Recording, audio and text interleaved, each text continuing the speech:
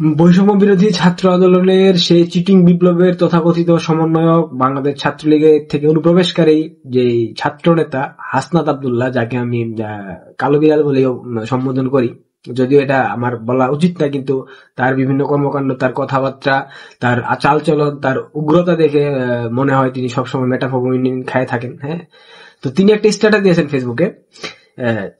কিছু ব্যক্তি সামাজিক যোগাযোগ মাধ্যমে আমার বিরুদ্ধে নিয়োগ বাণিজ্য, পদোন্নতি, বদলি, নানাবিধ আর্থিক দুর্নীতির কথিত অভিযোগ তুলেছেন, কিন্তু দুঃখজনক বিষয় হলো এসব দাবির পক্ষে একটা প্রমাণও তারা উপস্থাপন করতে পারেনি।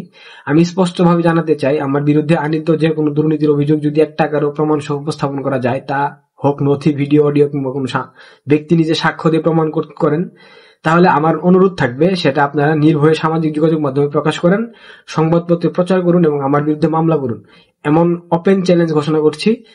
প্রমাণের ভিত্তিতে কোন অভিযোগ প্রমাণিত হলে সেটা যদি এক টাকার দুর্নীতি হয়, আমি সর্বোচ্চ দায় স্বীকার করতে প্রস্তুত।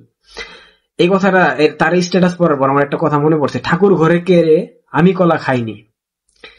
তাকে কেউ জিজ্ঞাসা করেনি যে তুমি দুর্নীতি করেছো কিনা, অর্থাৎ চোরের মন পুলিশ। পুলিশ একটা কথা তো আপনারা জানেন নিশ্চয়ই।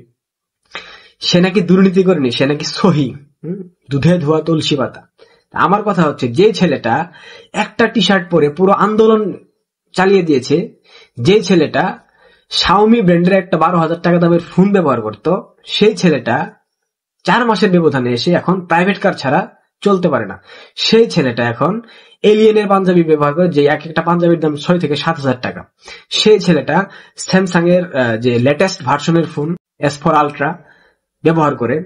যে ছেলেটা দামি দামি ব্র্যান্ডের টি শার্ট ইউজ করে, বারবারের মতো ব্র্যান্ড, যে ব্র্যান্ডের টি শার্টের দাম 10 থেকে 12,000 টাকা, এগুলা কই থেকে আসে ভাই?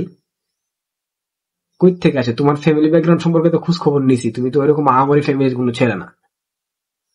হ্যাঁ, তুমি স্বাবলম্বী ফ্যামিলি ছেলে, কিন্তু তুমি S4 আলট্রা ইউজ করার মতো সক্ষমতা তোমার নাই ভাই। তুমি গুলিস্তান থেকে টি শার্ট কিনে পড়তা, তুমি নিউ মার্কেটের ব্যানার থেকে টি শার্ট কিনে পড়তা, ওডিসি টাকা কলেজের অপোজিটে। হ্যাঁ, আর তুমি এখন বড় বড় বয়ান দিতেছো তুমি দুর্নীতি করো নাই। তোমাদের বিরুদ্ধে যে সচিবালয়, তোমার সচিবালয় কাজ কি ভাইয়া?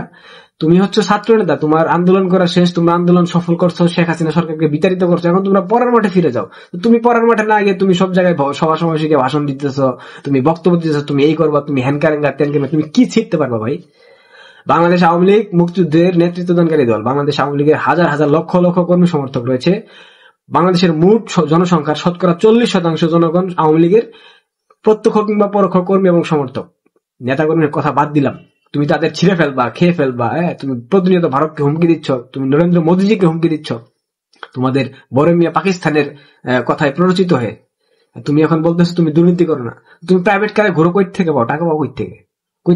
প্রাইভেট কার কে দেয়? তোমার বাবার প্রাইভেট কার আছে? দুই একটা নাই। তুমি আর সার্জিস আলম যে ছাত্রলীগের অনুপ্রবেশকারী, তোমরা একটা ছাত্রলীগ থেকে বিতাড়িত হয়েছ, ছাত্রলীগের সাথে বেইমানি করেছো, বেইমানি করে তোমরা এখন এই যে বৈষম্য বিরোধী ছাত্র আন্দোলন ডক্টর ইউনূসের শ্যাডো হয়ে দাঁড়িয়েছ। দুদিন পর তো তোমরা ইউনূসের সাথে বেইমানি করো, এবং তোমাদের কপাল অনেক দুর্গতি অপেক্ষমান, আমরা দেখতে পাচ্ছি। অনেক কপালে খারাপ আছে তোমাদের। চুরে বলে চুরে চুরে মাছ তো ভাই, আর চুরে বলে আমি তো চুরি করি নাই, এগুলা কইলেই মানুষকে বিশ্বাস করবে নাকি?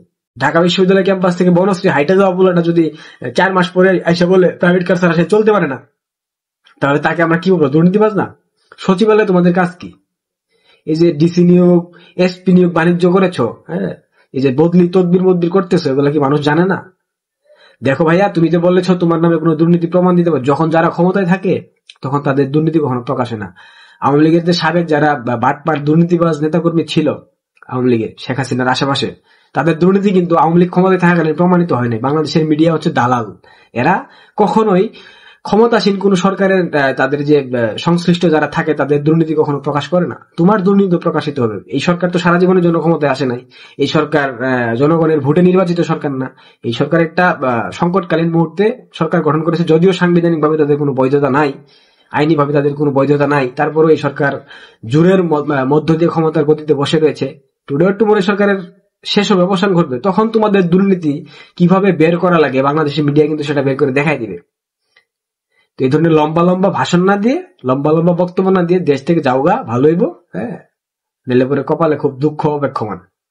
সবাই ভালো থাকেন, সুস্থ থাকেন, নিরাপদে থাকেন।